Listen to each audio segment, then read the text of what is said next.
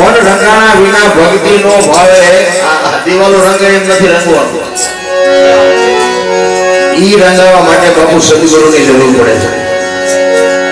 સદગુરુ બાપુ રામ ને કૃષ્ણ જેવાને જરૂર પડી છે.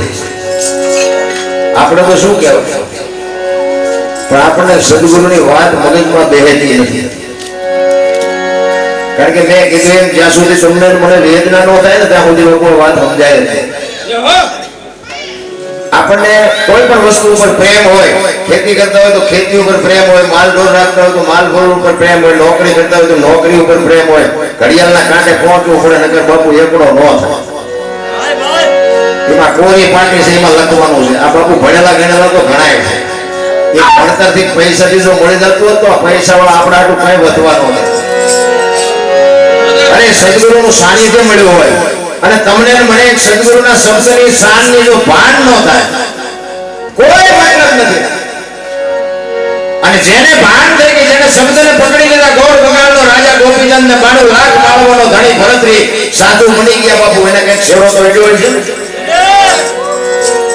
આપણને જે કચ્છનો બારવટીયો જેસલ જાડેજો આ કાંઠે બારવટીયો અને આમા કાંઠે જાય ત્યાં સંત બનાવી દે બાપુ, ભજનનો છેડો કેવો હોય છે. પણ એ મદદરિયામાં જેમ લોડ સડે ને એમ આપણને સડે ને તે જાડેજો સુધરી ગયો, પણ ધરતી કપાયો તારે લોડ સડ્યા તોય ન સમજ્યા. કોરોના આવ્યો તારે લોડ સડ્યા પણ સમજ્યા નહીં એકે જાડેજા. મુરદાસ બાપુ લોહારનો દીકરો અમરેલી, આજનો ટાણું વાયરનો કાંઠો હતો ને માળા કરતો.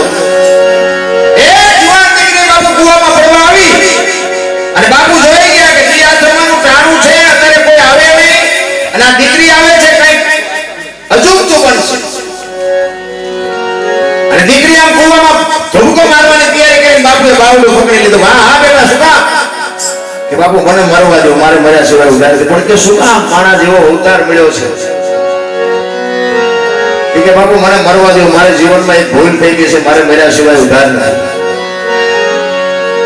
કે એક ભૂલ થઈ છે ને કુવામાં પડીને બીજી ભૂલ કરવી છે. કે પણ બાપુ શું કરું? પણ તો વાત કર તો કઈ ખુલાસો થાય ને. દીકરી કહે છે બાપુ મારા જીવનમાં એક ભૂલ થઈ ગઈ, મારા પેટમાં બાળક છે, એના બાપનું નામ લઈ શકું એમ નથી, એટલે મારે મર્યા સિવાય છૂટકો નથી. મુરદાસ બાપુ કહે છે બેટા તારા પેટમાં બાળક છે, એના બાપનું નામ લે તો તને દુનિયા જીવવા દે. કે બાપુ તો જીવવા દે પણ હું લઈ શકું એમ નથી. અને એટલે બાપુ મહાપુરુષો કહે છે સંત ન હો તો સંસારમાં તો હળગી જાત બ્રહ્માંડ, જ્ઞાન કેરી લેર છે ઠારક ઠામો ઠામા બાવા નો તો આપણે જાત ક્યાં. ઈ સંત એમ કે ભારતનો એવો બાપુ અદ્ભુત સંત કે બેટા કોણ તારું બાળક બચી જતા હોય તો કાલ સવારે અમરેલીની બજારમાં જઈને કહી દેજે કે મારા પેટમાં બાળક છે, એનો બાપ મૂળદાસ છે, કહી દેજે. આ બાપુ વાતો નાની છે, તમારી મારી તાકાત નથી. મારા રામ ઈ તો કરતા હોય કરે. જે લોઢાના સૈયા સાવીએ કે હેરણ ઉપર શરીર ઘરના ઘા ખાય ને ઈ કઈક દાગીનો બને. ઈ કે પણ બાપુ તમે જાણતા નથી, અમરેલી તમને મારશે. ઈ કે બેટા મને ભલે મારે તું તારું બાળક બચી જતો હોય તો મોજ કે કે મારું નામ દઈ દેજે. હવારે ખબર પડી અમરેલીમાં કે ઓલી દીકરીના પેટમાં બાળક છે, એનો બાપ તો મૂળદાસ છે. દુનિયા બાપુ આ હાથીની અંબાડીએથી ક્યારે ઘટાડે ચડાવે કોઈ ભરોસો નથી.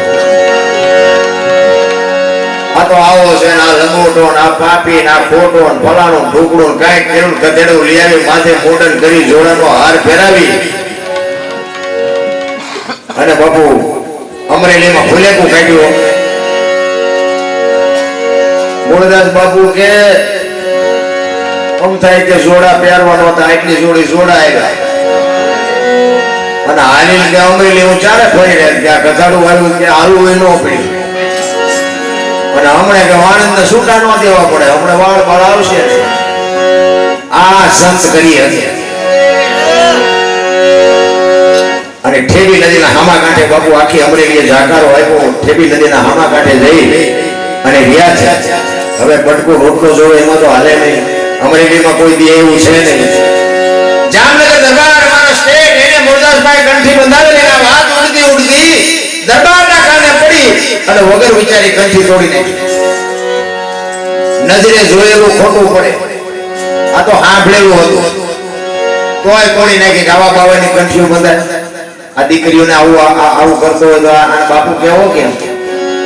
અને આ બાપુને એમ થયું કે દુનિયા નો સમજે કે ઓલો ગમે એમ કોઈ દરબાર છે, રાજા છે, એ મારી વાતને સમજે કે અમરેલીથી જામનગર જાય.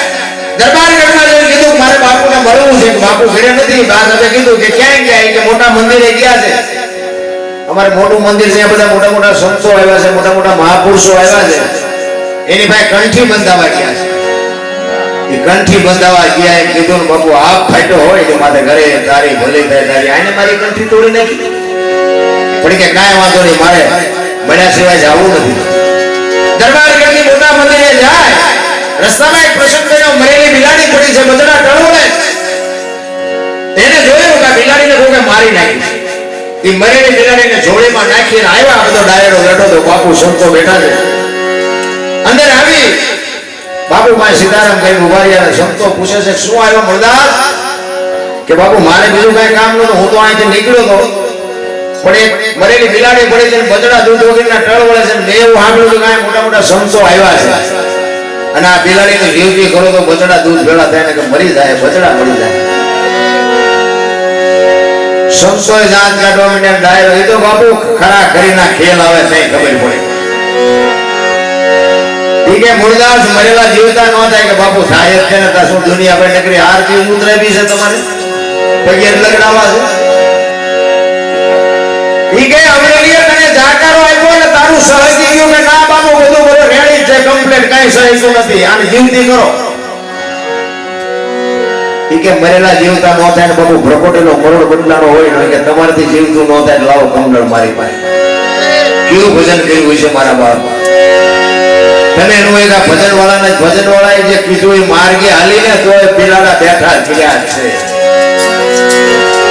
હાથમાં પાણીની હંજરી લઈ અને કહે છે હે દેવો દેવબંધુ, હે મારા નાથ, હાથે પાતાળમાં જો ક્યાંય ડાઘ ન હોય, તન મન ધનથી તારું ભજન કર્યું હોય અને મારા ખોડિયામાં જ્યાં સુધી જીવ છે ત્યાં સુધી મેં તનથી તારું ભજન કર્યું હોય ત્યાં બિલાડી બેઠી કરજે.